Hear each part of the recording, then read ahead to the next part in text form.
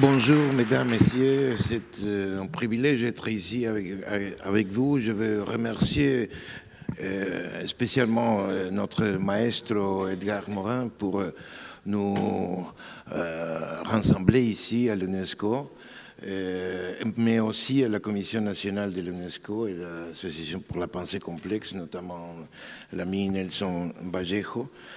Je vais parler en français pour éviter la souffrance, la plus souffrance de notre rapporteur. Il se mérite un applaudissement. En commençant, je voudrais aussi remercier l'ambassade de la France à Montevideo qui nous appuie avec les billets pour être ici avec vous. Je vais commencer avec une idée d'Edgar quand il dit dans la méthode 5 « L'être humain porte en soi un principe d'incertitude qui représente les débuts de sa liberté ». C'est très intéressant d'approfondir cette idée dans les domaines de l'éducation et de notre vie quotidienne. Nous assistons de plus en plus, je vais lire directement les textes, nous assistons de plus en plus à la demande d'un futur plus sûr dans des environnements différents de la vie quotidienne, de la prolifération des tireurs des cartes de tarot au prophète d'autres devants autoproclamés. Les cas en Amérique latine, le développement est exponentiel de ce type d'acteurs, jusqu'à ce que nous puissions caractériser comme l'époque d'or des compagnies d'assurance, pour certains prospectivistes extrêmes, la recherche passionnée de l'éternité. Dans n'importe quel cas, la sécurité et ses corollaires, les grandes certitudes, l'hypervalorisation du tangible et du quantifiable, exil du doute comme méthode, s'est converti en un facteur protagoniste de notre vie quotidienne. À cela s'ajoute le paradigme interprétatif dominant fondé sur le rationalisme et la notion d'évolution linéaire et cumulative. Ce système d'idées de type positiviste net est exprimé très efficacement par Comte quand il dit « l'amour pour principe et l'ordre pour base, les progrès pour but ». Ordre et progrès, donc, célèbre formule exprimée depuis les drapeaux d'une des puissances économiques de la planète jusqu'aux salles de classe du XIXe siècle qui aujourd'hui survit encore. Depuis cette perspective, l'incertitude est perçue avec une véritable peur, comme un risque, une menace, antichambre du chaos et pourquoi pas de la propre destruction ou défaite.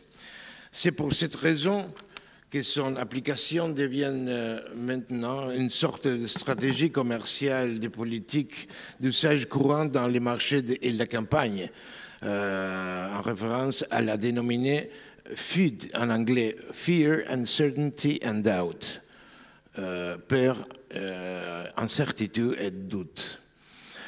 Par ailleurs, l'incertitude d'une perception angoissante ne vient pas de la modernité, bien qu'elle ouvre une nouvelle force aux configurations d'un système de grand développement technoscientifique, avec des conséquences insoupçonnées pour le destin global et la vie quotidienne. En effet, la connaissance scientifique comme réponse classique à l'incertitude de l'univers et du temps a généré à la fois une plus grande confiance en nos possibilités et, paradoxe apparent, une plus grande conviction à propos des limites gigantesques de notre savoir et de nos dangers. Les fantasmes ancestraux de l'espèce humaine, compagnons millénaires de voyage, sont aujourd'hui confrontés à d'autres outils et modèles de prévision informatisés à travers des superordinateurs. Les techniques ont varié autant que la perception du risque associée à l'ignorance sur le devenir. Depuis sa myopie culturelle qui fracture ce qui est un assemblage, l'Homo sapiens se voit mis en échec par l'Homo demens. Ainsi, l'incertitude continue d'être la file méprisée de l'histoire humaine, vêtue de fatalités accablantes, au lieu d'être réintégrée dans la vie quotidienne comme une future à construire est tissée dans l'assemblage Sapiens-Demens comme une utopie. Essayons alors une autre forme pour ressentir l'incertitude. Essayons une autre manière de voir qui ne la définit pas avec la peur et la doute comme la certitude du désastre inéluctable.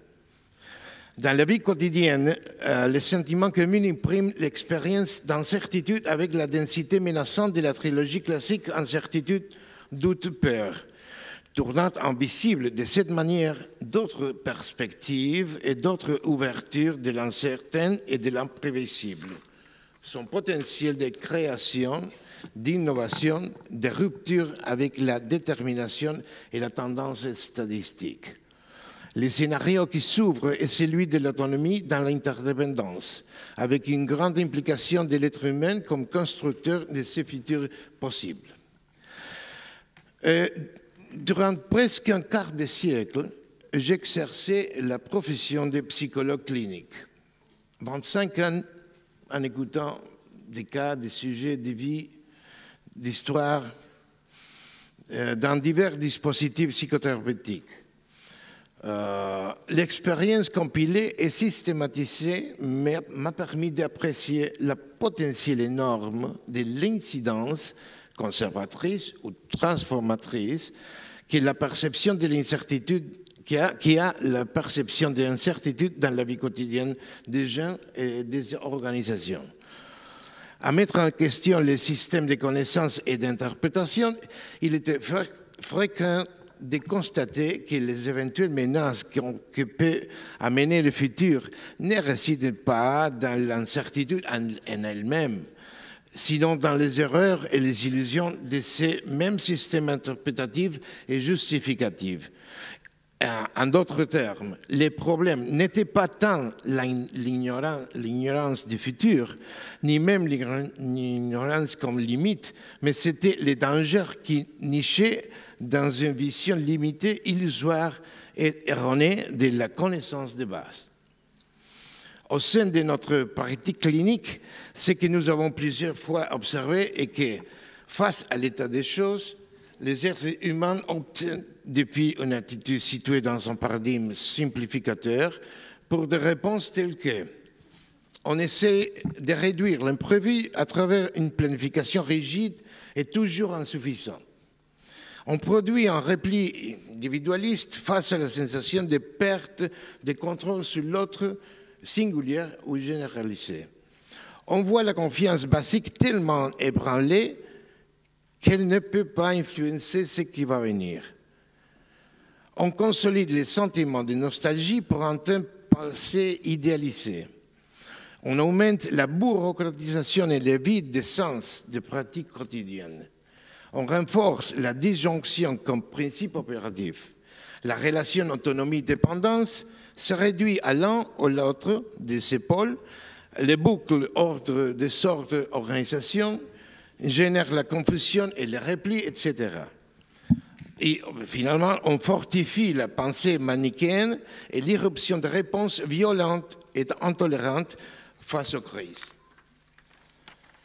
Pour cela, au début de ce siècle, dans ce fameux savoir pour l'éducation du futur sollicité et édité par ces maisons de l'UNESCO, Edgar Morin mentionne un désir.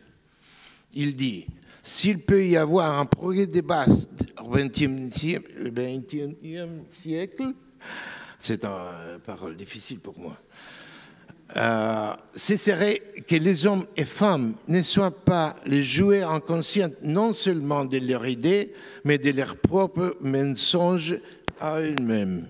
C'est un devoir capital de l'éducation qui est d'armer chacun dans les combats vitaux pour la lucidité, ce que nous avons partagé dans ces tables rondes. On trouve là une sollicitude pour notre système éducatif, la nécessité d'une réforme où écoles et universités n'enseignent pas seulement une connaissance, mais aussi, et c'est fondamental, la connaissance de la connaissance. Ses faiblesses, ses erreurs, ses illusions, même en sachant que tout est partiel et provisoire. Je vais presque définir. Et le déjeuner est plus proche. Cependant, même si le dire affecte un esprit rationnel, ceci est stimulant. Il s'agit de l'aventure d'apprendre à vivre, contextualiser et affronter les risques et les incertitudes en étant mieux équipés, en sachant que nous voulons. Bien que quelques mythes prévalent, de toutes les formes, il existe actuellement de meilleures conditions pour affronter l'incertitude du futur à travers les énormes avancées qui font les systèmes de sciences, de technologie et d'innovation. Il manque cependant encore quelques composantes stratégiques et déterminantes dans ces cadres, dans une perspective qui maintienne ce que le futur apporte avec lui n'est pas inéluctable et qu'il reste encore à construire. Ils sont très components à renforcer les fondements éthiques du pilotage politique, scientifique, économique au niveau global et local, de promouvoir activement la gestion sociale de la connaissance, et 3, éduquer pour la incertitude. Éduquer pour la incertitude. Comme l'enseigne Edgar Morin, la connaissance de la connaissance. Dans la même idée, OK. OK.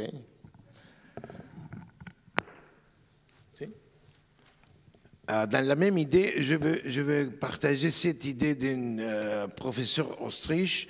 Elle s'appelle un chercheur Helga Novotny, qui affirme « Apprendre à affronter l'incertitude constitue une des ressources culturelles les plus précieuses d'une société ». Il dit aussi l'incertitude vient avec une promesse. Cela pourrait être notre façon. Si le futur est incertitude, l'incertitude n'est pas obscurité. Nous pouvons présager des scénarios possibles avec la conscience et les limites, les armes de la connaissance et l'intelligence de la stratégie.